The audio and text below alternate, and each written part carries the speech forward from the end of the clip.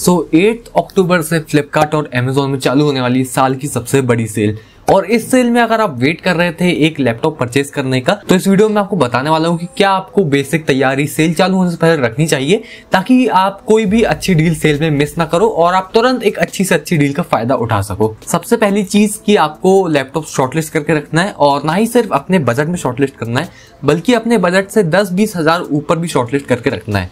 For example आपका budget है 70,000, तो आपको लैपटॉप्स अप टू 90,000 तक के शॉर्टलिस्ट करके रखना है, क्योंकि आज जो लैपटॉप्स आपके बजट के बाहर जा रहे हैं वो हो सकता है कि वो सेल में डिस्काउंट लगने के बाद आपके बजट में आ जाए। और एक दूसरी बात ये भी होती है कि लैपटॉप का प्राइस जितना ज्यादा होता है उसमें डिस्काउंट भी उतना ही ज्यादा मिलता है। तो ऐसा भी हो सकता है कि कोई लैपटॉप फॉर एग्जाम्पल 85,000 का है और वो आपको डिस्काउंट लगकर 80,000 का मिल रहा है, लेकिन वही एक दूसरा लैपटॉप भी है जिसका प्राइस 90,000 है लेकिन वो आपको डिस्काउंट लग के हो सकता है कि 82,000 का मिल जाए, तो वो एक बेटर डील हो सकती है। तो इसलिए आपको लैपटॉप सिर्फ अपने बजट में ही नहीं बल्कि अपने बजट से 10-20 हजार ऊपर के भी शॉर्टलिस्ट करके रखना है। अब जो लैपटॉप अपने शॉर्टलिस्ट करें उन लैपटॉप्स के बारे में जान के और उनके रिव्यूज देख के आपको उन लैपटॉप्स को प्रायोरिटी वाइज अरेंज कर लेना है, क्योंकि अब बात यह है कि अब एक लैपटॉप में आपको सब कुछ तो नहीं मिल सकता है, किसी ना किसी लैपटॉप में कुछ ना कुछ आपको सैक्रिफाइस करना पड़ेगा। तो आपके पर्सनल नीड और पर्सनल चॉइस के हिसाब से आपको सभी लैपटॉप्स प्रायोरिटी वाइज अरेंज कर लेना है कि कौन सा लैपटॉप आपको सबसे ज्यादा पसंद है, फिर कौन सा लैपटॉप उससे थोड़ा कम पसंद है, फिर कोई और लैपटॉप को उससे थोड़ा और कम पसंद है।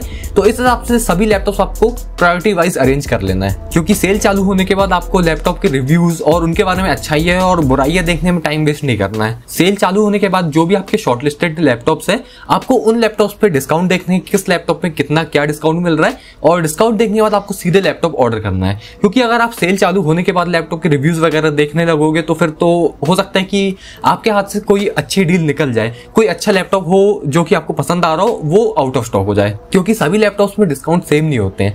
सभी लैपटॉप्स में डिस्काउंट अलग अलग होते हैं, किसी में डिस्काउंट आपको कम मिलेगा, किसी में डिस्काउंट आपको ज्यादा मिलेगा। और एक और चीज ये भी होती है कि अगर आप पुराना लैपटॉप भी एक्सचेंज कर रहे हो तो किसी किसी लैपटॉप्स में बम्पर डिस्काउंट भी आपको मिलता है एक्सचेंज पे, तो किसी किसी लैपटॉप में आपका जो पुराना लैपटॉप वो ज्यादा में एक्सचेंज होगा और किसी किसी लैपटॉप में आपका पुराना लैपटॉप जो है वो कम में एक्सचेंज होगा। तो इसलिए सेल चालू होने के बाद आपको सीधे अपने जो शॉर्टलिस्टेड लैपटॉप्स है उन सभी में डिस्काउंट चेक करना है और लैपटॉप बाय कर लेना है। अब नेक्स्ट स्टेप में आपको अपने सभी दोस्तों और रिश्तेदारों को याद करना है, क्योंकि सेल में आपको डिफरेंट बैंक के साथ कार्ड ऑफर्स मिलते हैं, जैसे कि फ्लिपकार्ट पे कोटक महिंद्रा, ICICI और एक्सिस बैंक के कार्ड्स पे डिस्काउंट है और अमेजोन में SBI कार्ड्स पे डिस्काउंट है। तो आपको अपने सभी पहचान वालों से बात करके रखना है कि किसके पास कौन सा कार्ड है, ताकि जब आप जो भी लैपटॉप परचेज कर रहे हो उसमें जिस भी बैंक का कार्ड लग रहा हो तो आप तुरंत के तुरंत उस कार्ड को यूज करके पेमेंट कर पाओ और डिस्काउंट का फायदा उठा पाओ। और उस टाइम आपको इस बात का भी ध्यान रखना है कि काफी सारे कार्ड्स में जो होती है वो लिमिट लगी होती है पेमेंट करने पे। जैसे कि जब मैं अपना लैपटॉप परचेज कर रहा था अभी से 2 साल पहले, तो उस समय मैं HDFC का क्रेडिट कार्ड यूज कर रहा था, तो उसमें मैं जब पेमेंट कर रहा था ना तो बार पेमेंट फेल हो जाती थी और मैंने करीब 6 बार पेमेंट का ट्राई करा, लेकिन 6 बार पेमेंट फेल हो गई थी। फिर मैंने HDFC के कस्टमर केयर को कॉल करा तो उन्होंने बताया कि नेट बैंकिंग से जो है आपको अपने क्रेडिट कार्ड की लिमिट बढ़ानी होगी।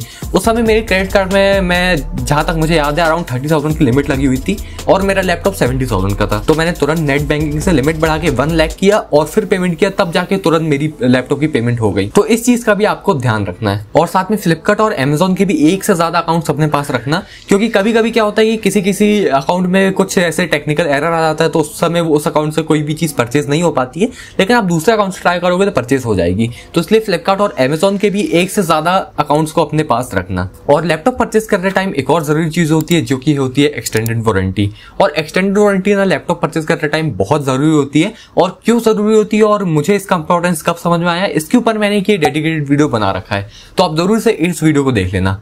क्योंकि सेल के टाइम पर ना केवल लैपटॉप पे डिस्काउंट नहीं होता है बल्कि एक्सटेंडेड वारंटीज पे भी डिस्काउंट होता है। जैसे कि मैंने जब 2 साल पहले अपना Asus TUF A15 खरीदा था तो उस टाइम मैंने अपने इस लैपटॉप की एक्सटेंडेड वारंटी ओनली 200 रुपीज में खरीदा था, क्योंकि मैंने भी अपने लैपटॉप को ग्रेट इंडियन सेल में खरीदा था। तो इन सेल्स में लैपटॉप के साथ साथ आपको एक्सटेंडेड वारंटी पे भी डिस्काउंट मिलेगा। वैसे नॉर्मली आप देखो तो 70,000 रुपीज के लैपटॉप की एक्सटेंडेड वारंटी अराउंड 5,000 रुपीज की आती है, लेकिन मुझे ओनली 200 रुपीज की मिल गई और उस एक्सटेंडेड वारंटी ने आज मेरे 18,000 रुपीज भी बचा लिए थे, क्योंकि एक बार मेरे लैपटॉप का डिस्प्ले चेंज हो चुका है। जो कि मैंने अपने इस वीडियो में ऑलरेडी बिल्कुल डिटेल में बता रखा है। तो लैपटॉप परचेस करने के साथ साथ आप ये भी ध्यान देना कि आपको एक्सटेंडेड वारंटी भी आप परचेस कर लो, क्योंकि वो भी आपको सस्ते में मिल सकती है। अब एट लास्ट जब आप लैपटॉप ऑर्डर कर लोगे तो आपको तब एकदम आराम से नहीं बैठ जाना है कि हाँ भाई मैं तो एक बढ़िया डील ले लिया हूँ, लैपटॉप ऑर्डर कर लिया हूँ, अब शांति से बैठूंगा।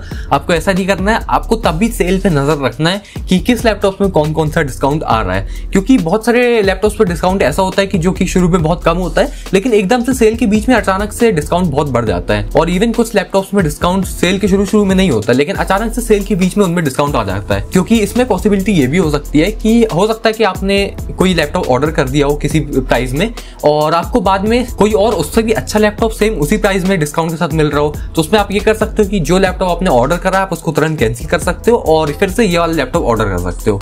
तो इसलिए लैपटॉप ऑर्डर करने के बाद भी आप जब तक सेल चल रही है आपको सेल में नजर रखे रहना है कि किस लैपटॉप में कौन सा डिस्काउंट नया आ रहा है। तो ये थी बिल्कुल बेसिक टिप्स जो कि आपका ध्यान रखना चाहिए इस सेल के टाइम पे, ताकि आप अच्छी से अच्छी डील बिल्कुल जल्दी से जल्दी ले सको। और बाकी मैं कोशिश करूंगा कि सेल के टाइम में भी आपको अच्छे अच्छे लैपटॉप जिनमें डिस्काउंट आ रहा है वो वाला वीडियो भी दे दूं। तो उस वीडियो के लिए भी बिल्कुल स्टे ट्यून्ड रहना। और बाकी अब आज की वीडियो में इतना ही रखते हैं और फिर मिलूंगा आपसे ऐसे किसी वीडियो में। तब तक ये वीडियो को लाइक करें, शेयर करें और चैनल को सब्सक्राइब जरूर करें।